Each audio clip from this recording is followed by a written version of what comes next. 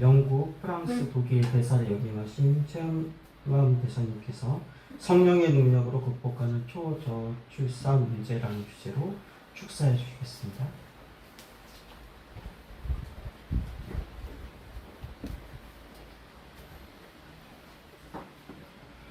예, 안녕하십니까. 반갑습니다. 최원환입니다. 예수학교 3차 13기 이 모든 과정을 은혜 가운데서 이렇게 진행해 주신 하나님의 은혜를 감사드립니다. 특별히 우리 그 소희천 목사님 이것을 위해서 헌신을 하고 온 몸과 마음을 다 바쳐서 이렇게 헌신하는 모습을 보면서 참으로 감명을 많이 받고 그럽니다. 대한민국이 지금 엉망진창이죠. 지금으로부터 7년 전인가요? 인천에서 큐어 축제가 있었어요. 그래가지고 청년들이 모여가지고 축제를 했는데 끝날 때 거기에 어떤 감리교 목사님이 이아무개 목사님이 축도를 했어요. 그래가지고 이것이 교단의 문제가 돼가지고 재판을 받게 됐는데 4년 만에 결론이 났습니다. 감리교 목사직을 박탈하는 것으로 결정이 됐어요.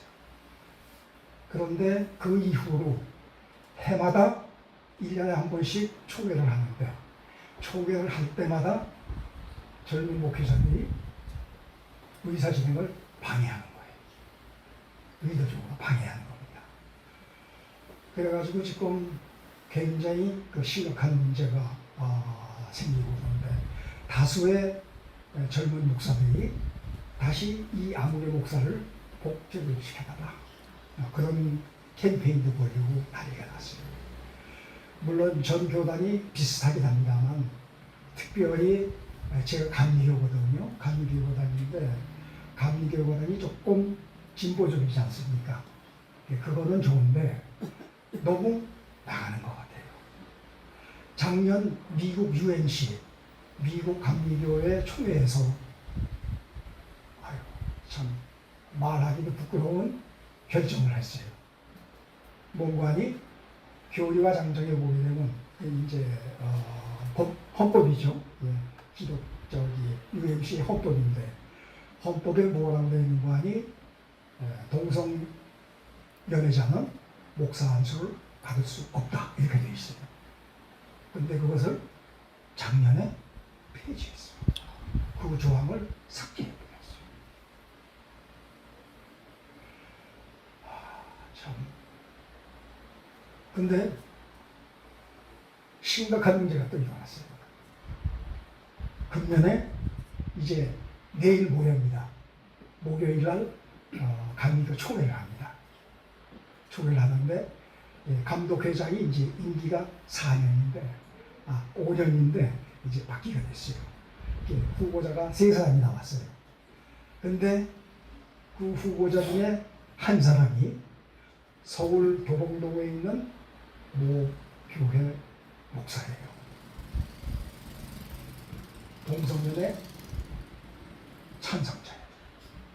이런 사람이 총회 회장으로 나왔어요. 지금 감리교가요 난리가 났어요.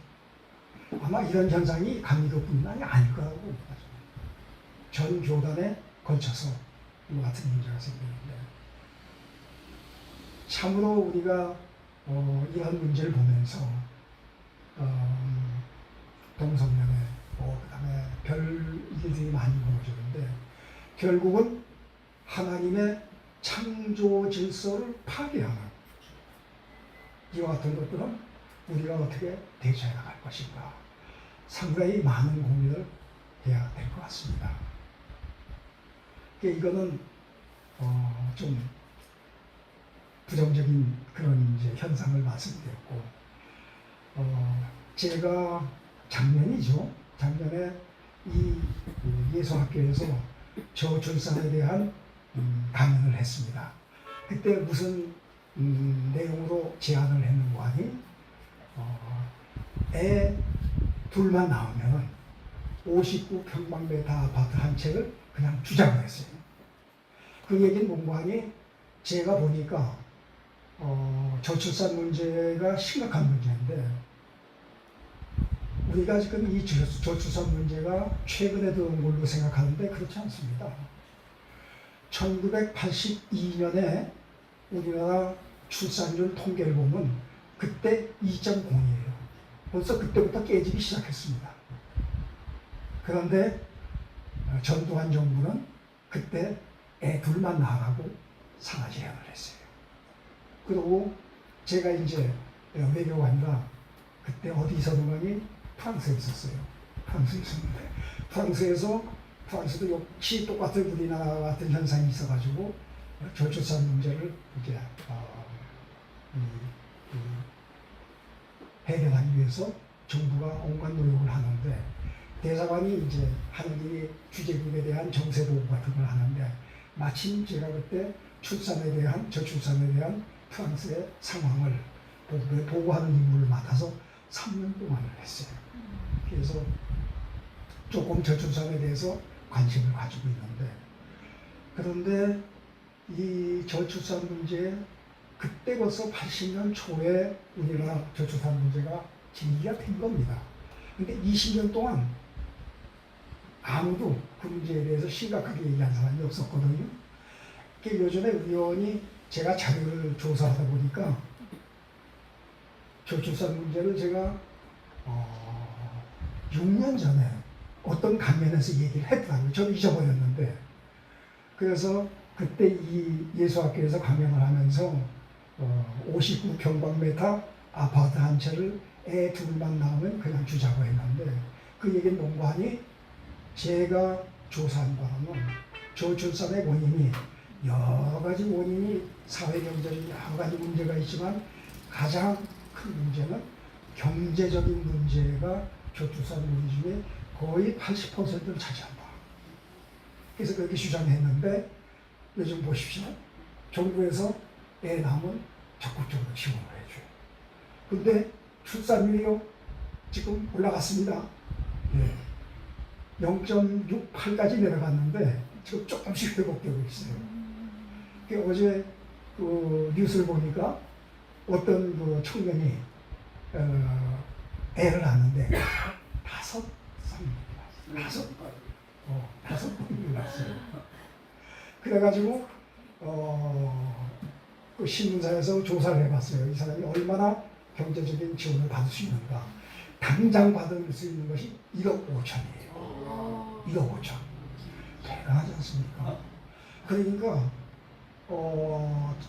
젊은 분들이 가장 어려워하는 것이 애를 낳자고 하는데 가장 기본적인 거주의 문제가 해결이 안 되는 거죠. 그래서 잘 아시지만은 부영건설의 이중근 회장이 이번에 그 대한노인의 회장이 또 됐어요. 2번째 됐어요. 근데 이분이 작년에 직원들에게 애 하나씩 낳은 사람 1억씩 줬어요. 금년 초에 작년에 애 낳은 사람을 금년 초에 이제 회사 개업식을 하면서 주고 둘 낳은 사람은 2억을 주고 그래가지고 지금 젊은 사람들 층에서는 굉장히 센세이셔널하게 이 문제를 이렇게 접하더라고요. 그래서 정부가 참 모든 것을 미처 따라가지 못하는데 대기업들이 오히려 저출산 문제를 걱정해서 5년, 10년 전부터 이와 같은 일들을 했더라고요. 그러니까 어린이 학교 지어준다. 그 다음에 과외 후에 보육 문제를 갖다가 도와준다. 이런 것들을 했더라고요. 그러니까 정부가 지금 못하고 있는 게 대기업들이 꽤 많이 하고 있거든요. 그래서 정부가 좀 더 앞으로 힘을 보태고 그러게 되면은 잘 해결될 것 같고 또 한 가지 긍정적인 거는 통일이 한 발 한 발 다가오고 있습니다. 네. 제가 내일 대한노인의 고양시 지회 요청으로 통일 강연을 하는데 그걸 준비하면서 여러 가지 이제 상황을 보니까 지금 통일이 다가오고 있습니다. 지금 통일에 대한 역사를 조금 시간이 있습니까? 조금 얘기해도 괜찮습니까? 네. 통일에 대한 얘기를 하면은 박정희 대통령 시절 80년까지는 남북이 통일해서 서로 통일하자 이렇게 얘기했습니다. 그런데 박정희 이후 전두환 때부터 지난 문재인 정부까지 40년 동안 통일하자 소리를 안 했어요. 통일을 그냥 관리만 한 소극적인 입장에서 그걸 했어요. 그런데 이번 8월 15일 날 윤석열 대통령이 337 선언을 했어요. 통일하자. 40년 만에 나온 거예요. 그러니까 박정희 대통령 이후 처음으로 대통령이 통일에 대해서 언급을 했어요. 그러니까 평생 동안 북한하고 통일하려 했던 종북사파 임모 씨가 통일하지 맙시다. 그걸 거꾸로 얘기하면은 우리가 통일을 해야 된다는 거예요. 할 때가 왔다는 얘기죠. 통일이 지금 다가오고 있습니다.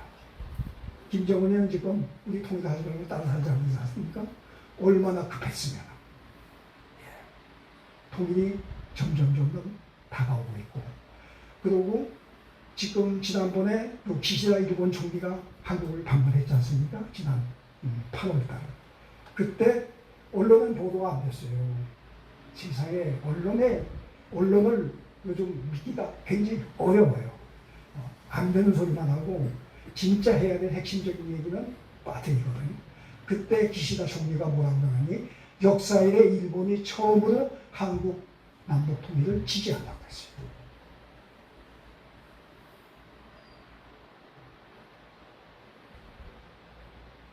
이제 저에게 가장 힘을 통일에 영향력을 미치는 것이 해양 세력 미국, 일본. 그 다음에 대륙 세력 중국, 러시아. 근데 러시아 지금 막 무너져가고 있죠. 근데 생각보다 완전히 종이호가 아니더라고요. 힘이 없어요. 그런데 지금 최근 러시아의 전문가들, 외교의 전문가들 그 세미나에 가서 한번 들었는데, 러시아는 전통적으로 남아 정책, 우리 2조 때도 남아 정책을 해서 고종이 아만 하천을 했지 않습니까? 그 정도로 남아 정책을 했는데 지금도 마찬가지. 통일을 러시아는 겉으로는 반대하는 척하지만 속으로는 환영하고 있어요. 그럼 문제는 뭐냐? 중국 하나가 남는데 중국 지금 힘이 빠져가고 있죠. 경제가 지금 막 내려가고 있어요. 작년 통계를 보니까 국민 소득이 13,200불이에요. 딱 거기에 걸려있죠. 중진국의 함정에 빠졌어요. 중진국의 함정이 뭡니까? 후진국에서 중진국까지 왔는데 중진국에서 선진국으로 못 가는 거예요. 예를 들어서 브라질, 아르헨티나, 베네수엘라, 멕시코, 남아공 이런 나라들. 이게 1300불에서 올라가지 못합니다. 이게 중진국의 함정이거든요. 지금 여기에 중국이 빠졌어요. 10년 전서부터 빠진다 했는데 이제는 완전히 전 세계의 학자들이 빠진 것을 다 동의하고. 그런데 우리는 어떻게 됐습니까? 선진국으로 진입했어요. 1996년에 $10,000 됐죠. 2006년에 2만 불이 됐습니다. 2018년 12년 만에 $30,000가 됐습니다. 2022년 작년 재작년에 35,000불이 됐어요. 놀라지 마십시오.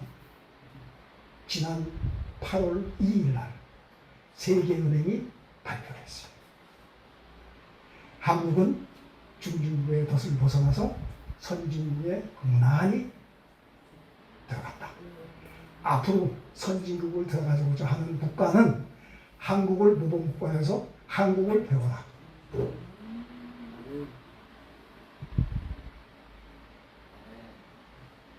그런데 과연 그러면은 이 경제적으로는 선진국이 됐는데 모든 사회적으로는 경제가 선진국이 됐느냐? 지금 국회의사당에서 하는 거지. 예, 후진국 중에 후진국이죠. 거기서 또 개혁을 해야 되고. 그런데 사실 따지고 보면요, 국회에 있는 300명의 국회가 대한민국 국민 10만 명 중에 한 사람으로 뽑힌 사람이잖아요. 저게 우리 수준일런지도 몰라요. 우리가 조금 더 아주 세련되게 이제 선진국에 들어간 그러한 나라로 우리가 좀 국민들도 행동도 인식도 모든 것을 할 때가 됐다. 그런 생각을 하면서 오늘 예수학교 3기 13차 회의 성공적으로 마치는 것에 대해서 간단하게 말씀드렸습니다. 대단히 감사합니다.